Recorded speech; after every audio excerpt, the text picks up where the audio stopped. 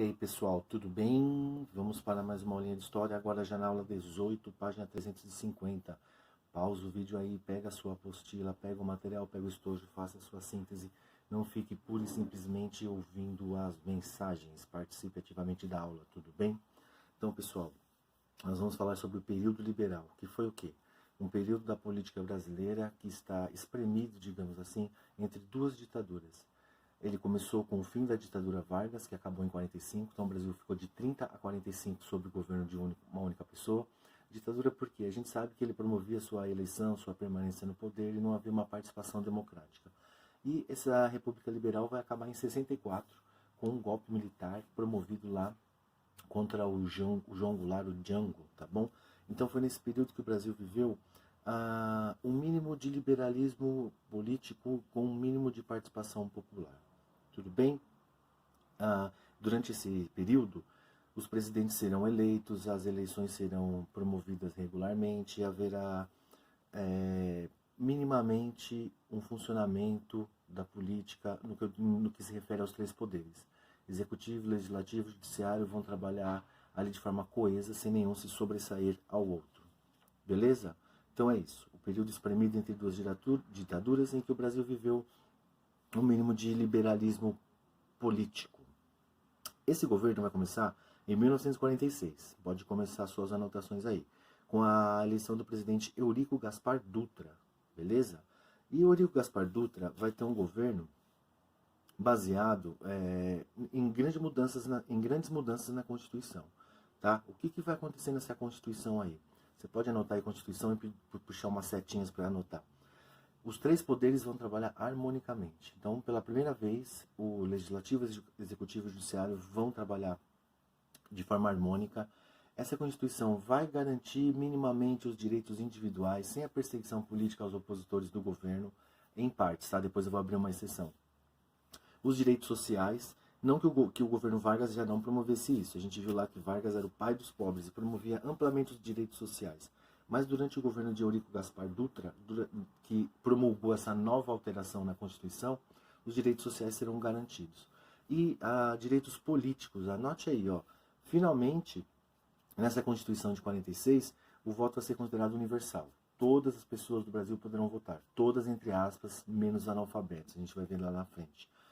O voto vai ser instituído para maiores de 18 anos, tudo bem? E as mulheres todas poderão votar. Mas lá no governo Vargas já não havia uma participação das mulheres? As mulheres que votavam durante o governo Vargas eram as mulheres do funcionalismo público. A dona de casa, por exemplo, não podia votar.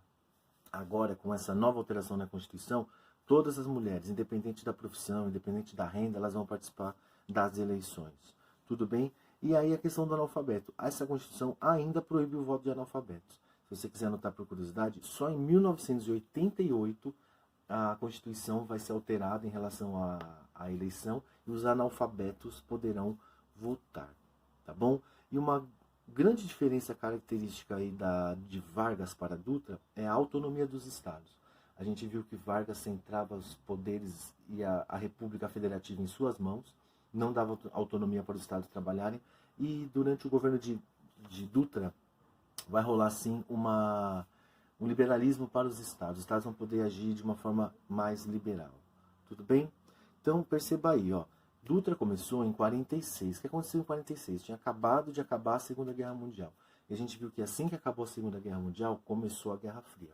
E naquela polarização ideológica entre capitalismo e socialismo, ele tinha que tomar ele tinha que tomar uma decisão. Então ele viveu, o governo dele já iniciou sob essa tensão. E aí, vou aderir ao bloco socialista ou capitalista? É claro que ele vai optar pelo lado capitalista, tá bom? Acredita-se até que já na eleição dele, já antes da eleição dele, já havia já estava combinada com os Estados Unidos uma adesão automática. O Brasil já falou, ó, a gente está saindo desse tal de Vargas, que ficou 15 anos no poder, e o nosso novo presidente já vai aderir automaticamente ao bloco capitalista aliado dos Estados Unidos. Tudo bem? E aí, eu sei que lá na Constituição eu disse para vocês que os direitos sociais foram garantidos. Bom, aspas, né? Foram garantidos com exceção do PCdoB. Então, esse governo, que já logo de seu início alinhou com o bloco capitalista dos Estados Unidos, vai perseguir veementemente o PCB, que era o Partido Comunista Brasileiro, e vai, apesar dos caras terem eleito lá, se eu não me engano, 15 integrantes do governo, ele vai colocar novamente o Partido Comunista na clandestinidade. Ele vai mostrar para os Estados Unidos assim, não há políticos de vertente comunista aqui no meu país. E também o governo a nível federal vai romper com o governo da União Soviética. Então, oficialmente, o Brasil vai romper relações econômicas e diplomáticas com a União Soviética. Então, questão de prova aí. O que o governo Dutra fez que mostra seu alinhamento direto com o bloco capitalista americano? Internamente, tornou clandestino o Partido Comunista Brasileiro. 2, externamente, rompeu relações diplomáticas com a União Soviética. Beleza? Na economia, esse governo Dutra vai praticar o liberalismo. Se Vargas era mais centralizador e incentivava e valorizava a produção nacional, a gente viu inclusive lá com as indústrias, o Dutra vai promover o liberalismo econômico. Quer dizer o quê? A livre entrada de produtos estrangeiros importados, principalmente dos Estados Unidos. Tudo bem? Então, as empresas estrangeiras vão ter muita facilidade para vir ao Brasil, instalar-se no Brasil e mesmo lá nos Estados Unidos, por exemplo, importar os seus produtos para cá. Mais uma vez, numa característica de aproximação econômica entre Brasil e Estados Unidos.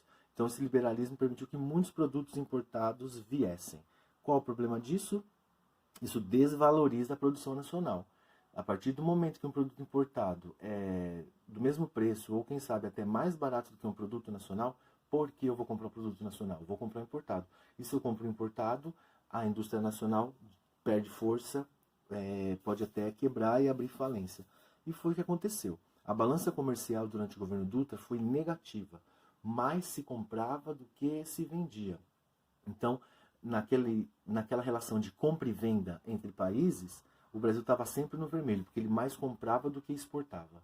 Beleza? Isso é bom para quem vende, foi bom para os Estados Unidos, mas para a economia interna não foi legal. Tá? E aí, a única coisa que poderemos identificar como positiva na economia foi a valorização. Mais uma vez, quem salvou a lavoura, quem salvou a pátria do Brasil foram os produtos agrícolas. O Brasil fazia de tudo durante muito tempo para deixar de ser um país agrícola, para deixar de ser a República das Bananas. Lembra a República das Bananas? Não conseguia parar de ser um mero produtor de produtos agrícolas. E com o incentivo da indústria internacional das importações, essa situação não foi diferente. A indústria nacional perdeu força, mas o que continuou sustentando e pagando as contas do Brasil foram os produtos agrícolas. Tá? Pouco se desenvolvia em indústria e tecnologia, mas muito se vendia em produtos agrícolas para o exterior. Isso aí até que elevou o PIB brasileiro. O produto interno bruto cresceu no governo de Dutra, apesar das contas, no saldo da conta corrente do Brasil estar negativo, porque mais comprava do que vendia. E nesse país que estava crescendo e vivia um novo momento, precisava de um plano de estruturação na sua infraestrutura. E aí foi criado o plano SALT, da sigla SALT, que significa um plano para incentivar saúde, alimentação, transporte e energia, tá bom? Que era um plano para fortalecer a infraestrutura brasileira. E dentro dessa sigla, saúde, alimentação, transporte e energia, obviamente, o que recebeu mais foco? Transporte e energia. Os tópicos saúde e alimentação não foram muito bem trabalhados, não foram desenvolvidos. Focou-se em investir dinheiro, produzir e desenvolver os transportes e energia, tá bom? Então é isso, amiguinhos. Para a primeira parte é essa. Façam a leitura da 350 para amanhã.